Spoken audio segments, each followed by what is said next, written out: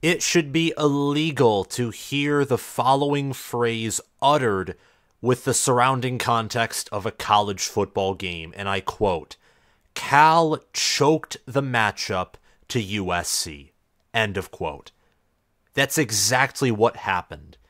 USC won 50-49 over the California Golden Bears because Cal went for two at the end and failed. Cal had 4 turnovers to USC's 1. USC had a 5-minute possession advantage. And USC started off the game with a 10-0 lead. All those things were true, and yet with 14, 13, 12 minutes left in the fourth quarter, Cal led 43-29.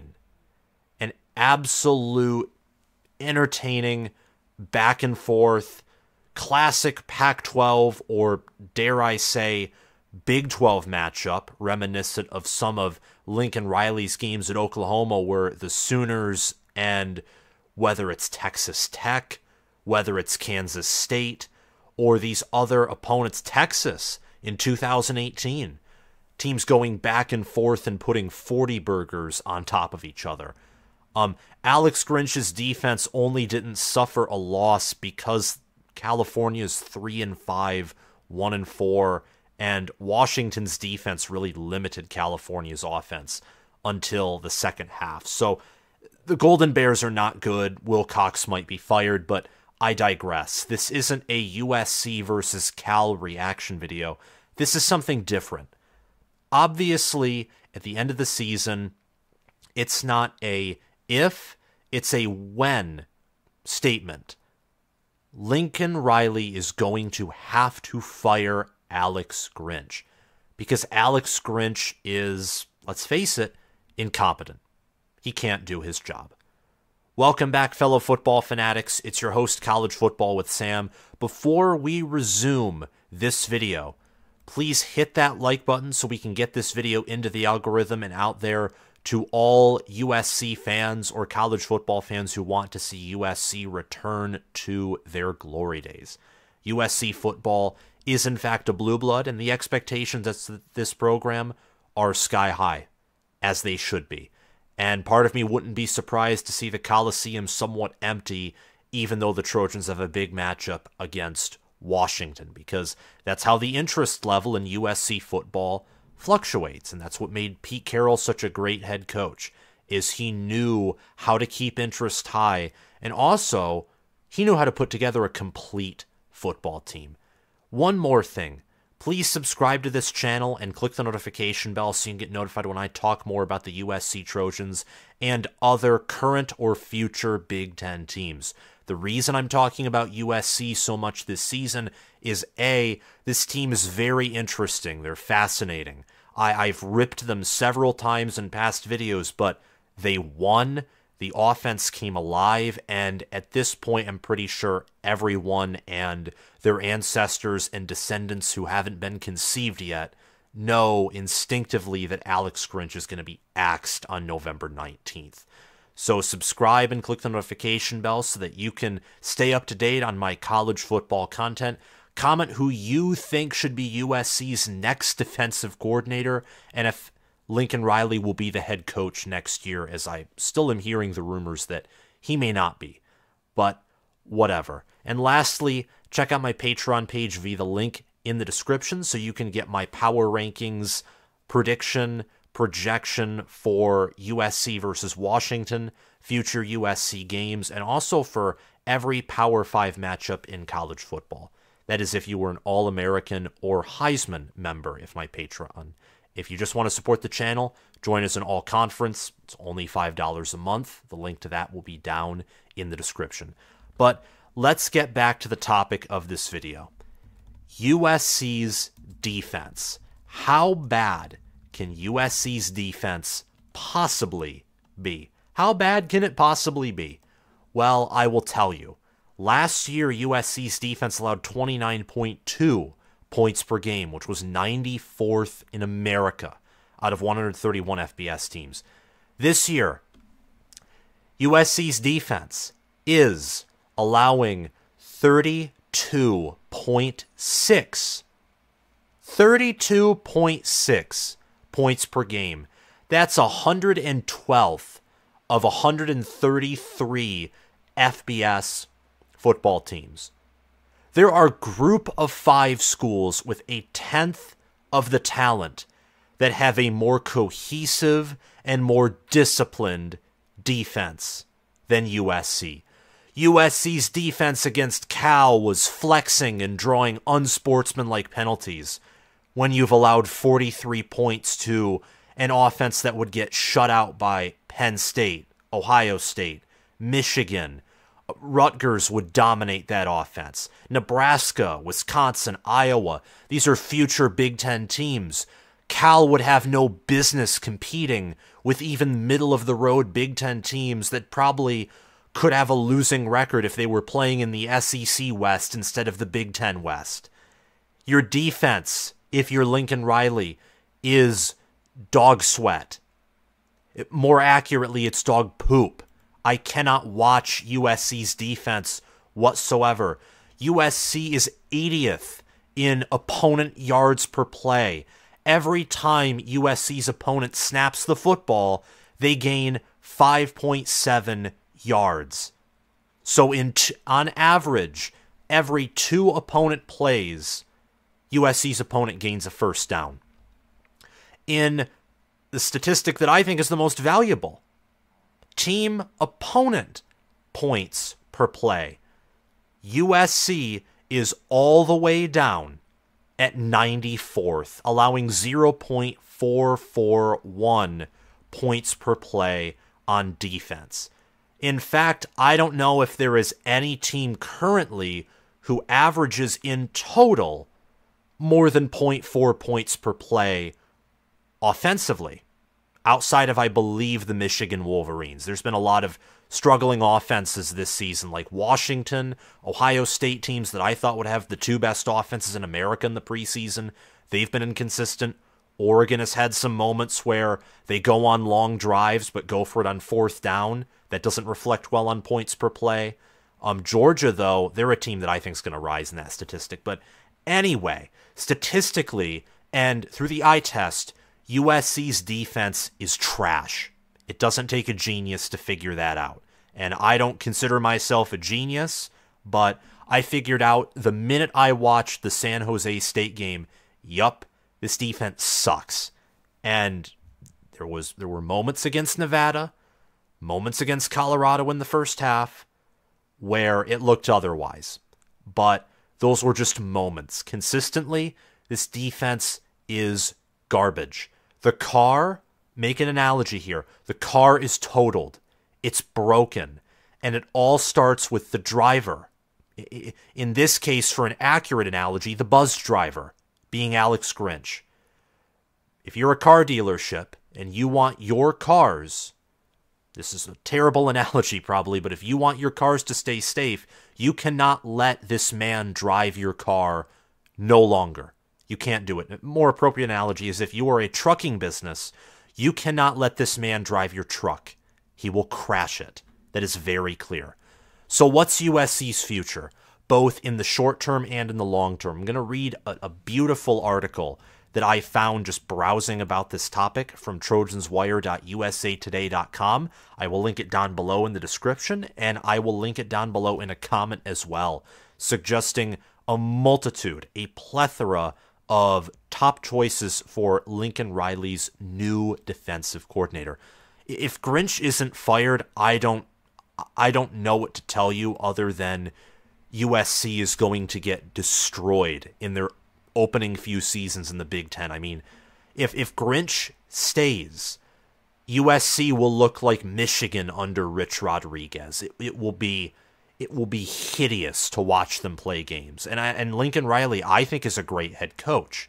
So I don't think he's going to make the mistake of keeping around Alex Grinch, even if he views Grinch as a good friend.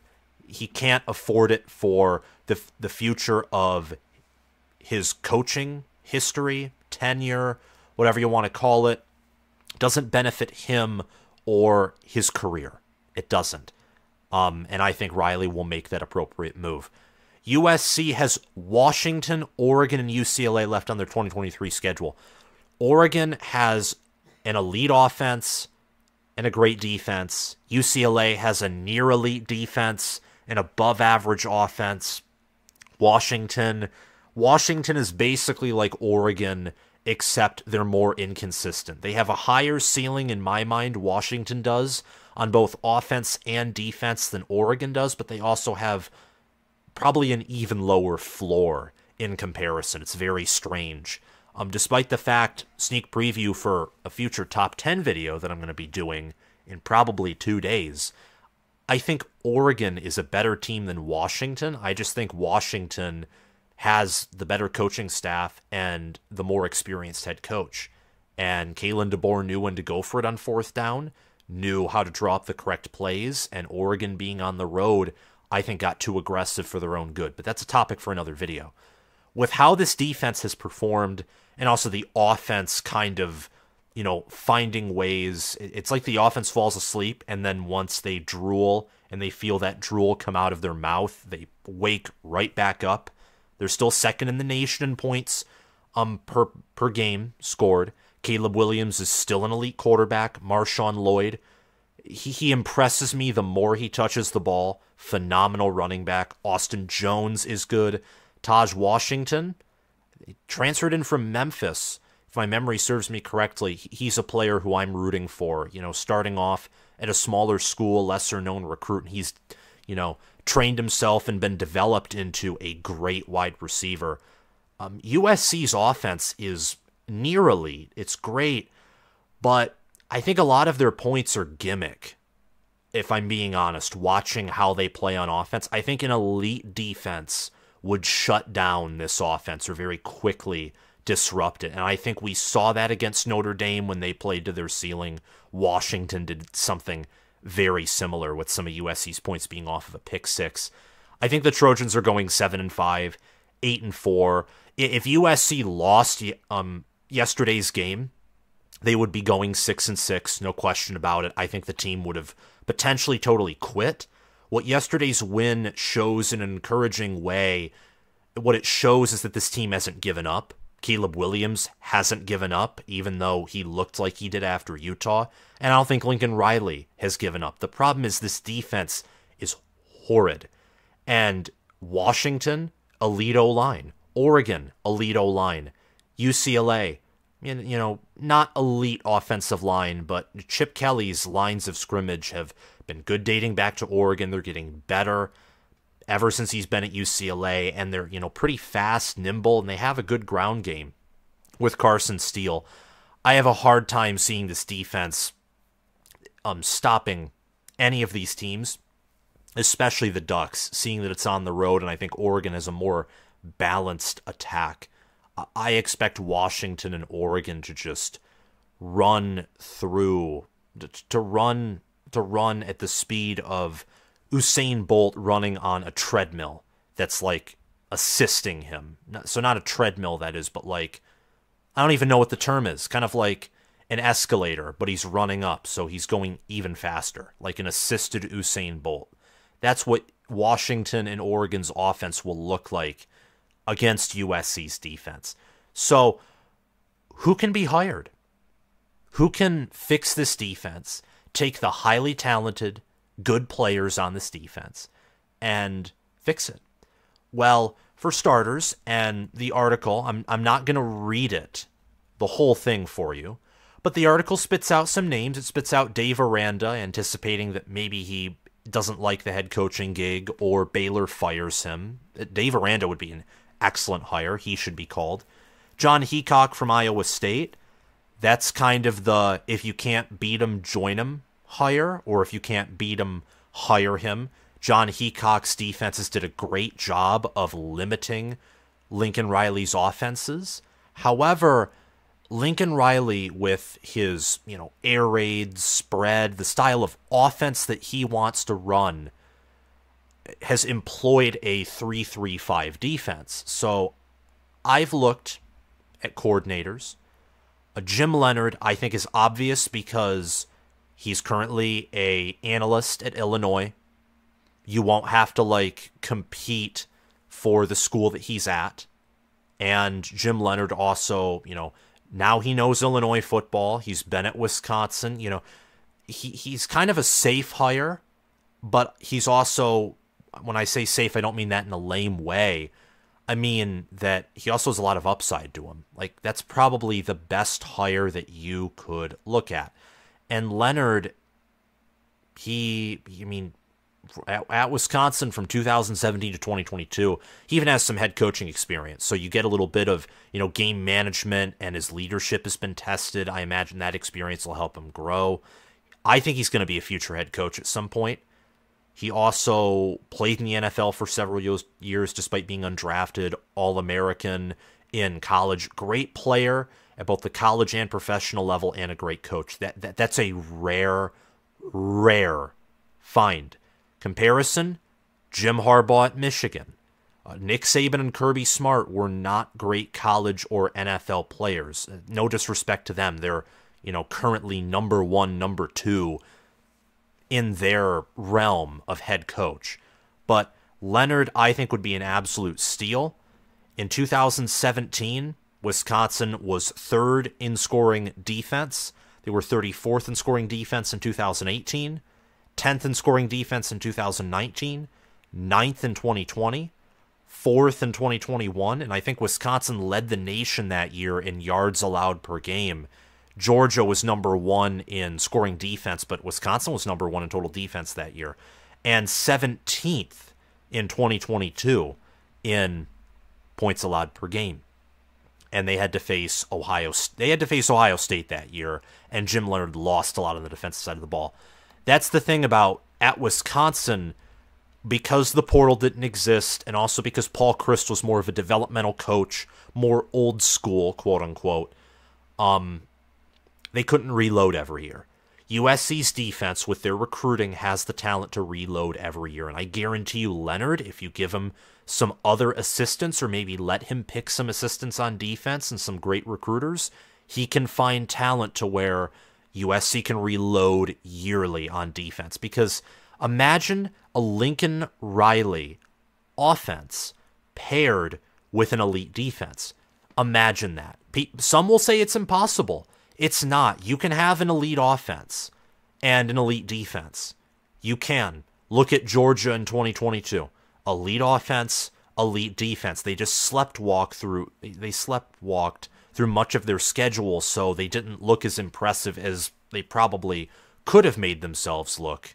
Todd Monken and then Glenn Schumann, Will Muschamp. I mean, that is an excellent coordinator duo. USC can have that.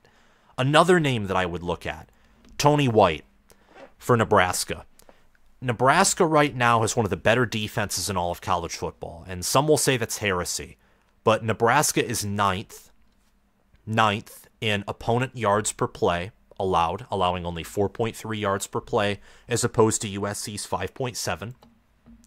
And in terms of points per play, Nebraska is 21st. They're allowing 0.268 opponent points per play, which is just crazy. And then when it comes to defensive passing efficiency, they're 22nd, allowing an average defensive passer rating of 116.67. I have to click on other tabs to find USC's defensive passer rating allowed. It's not even inside of the top 100. It's 107th nationally, allowing a 144.37 passer efficiency rating. Drew Aller from Penn State, he struggled. You put Penn State's offense against USC's defense, Drew Aller will immediately look like 2019 Joe Burrow. Again, defense is an absolute nightmare. And Nebraska held Purdue to 14, held Northwestern to 9, while the offense only scored 17 against Northwestern and 31, including a late score against Purdue. The defense limited Shedeur Sanders before turnovers just blew up the defense. Held Minnesota to 13, limited Louisiana Tech, Northern Illinois, blown out by Michigan, but a lot of that had to do with the fact that Nebraska's offense couldn't, chew a ton of clock and put points on the board, and also Michigan has an elite offense. Tony White, he runs a 3-3-5.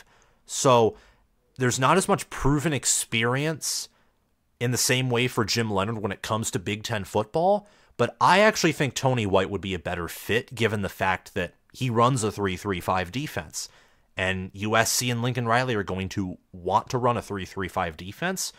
Tony White has been doing that at Syracuse with full control under head coach Dino Babers, and he's doing it at Nebraska. That'd be a steal for USC to get Tony White. Mike Tressel runs a 3-3-5, 2-4-5 at Wisconsin. It's another name to look out for. Will Muschamp, Pete Golding. Muschamp, elite defensive coordinator, great recruiter. Pete Golding, he didn't run a 3-3-5. However, Golding was the defensive coordinator for Alabama teams when they were wanting to become sort of Lincoln Riley-esque on offense, where, they run the spread, the air raid. Nick Saban's moved away from that. Golding's now the DC at Ole Miss, and he's improved their defense. And finally, Gary Patterson. Gary Patterson is a defensive mind. He helped Texas improve their defense and familiarity. Gary Patterson and Lincoln Riley know each other. The Trojans have to hit the nail on the head. That's what I meant to say. They have to nail this coordinator hire in order to have a strong 2024 season. Sorry for that mix-up there. If they don't get this coordinator hire right, it could be disastrous, to be quite frank, because Alex Grinch, the defense has, in my mind, a lot of it's due to the schedule, but USC hasn't played Washington or Oregon yet. Utah's offense is extremely limited. Notre Dame's offense is very boomer bust. They haven't played the two best offenses on their schedule yet. And the defense has already regressed compared to last year. I mean, can you imagine how bad this defense would have been? How badly USC would have gotten blown out by Utah if Cameron Rising and Brant Kuthi were healthy? Can you imagine that? It's just absolutely, it's nuts. I thought that USC's defense was going to regress, partially because their schedule, statistically, compared to last season, it's regressed even worse than I expected. Even if USC goes 10-2, which they very likely won't. I was going to say they won't, but you never know. Lincoln Riley had 2 losses in 2020. It looked like everything was going to fall apart, and then they galvanized and won out, and their 2020 team, I think, was better than their 19 team or 2021 team for Oklahoma when Lincoln Riley was there. But anyway, they have to nail this hire, because if they don't, Penn State's going to run on you, Michigan's going to run on you, Ohio State will run on you. The entirety of the Big Ten will have fun with you when you enter their stadium, and then they will use you as a sounding board to pad statistics and make their quarterbacks look better than they actually are. There has to be change. I think USC fans agree with me from ones I've listened to and ones I've looked at in the comments for their thoughts. Thank you to my Patreon supporters for sponsoring this channel. I want to give a shout out to Spencer Bringhurst, Noah DDLC, and SFS Inverted, my All-American patrons. Also Will Loftus, Gabriel Calendar, Roaming Gnome, Matthew Sale, and Chris Lane, my all-conference patrons. Check out my Patreon page via the link in the description, and have an amazing day, guys. I know that right now, for me, it's past 10, but for Trojans and for other Pac-12 fans, it's 7, 8 p.m. right now. So have a great night.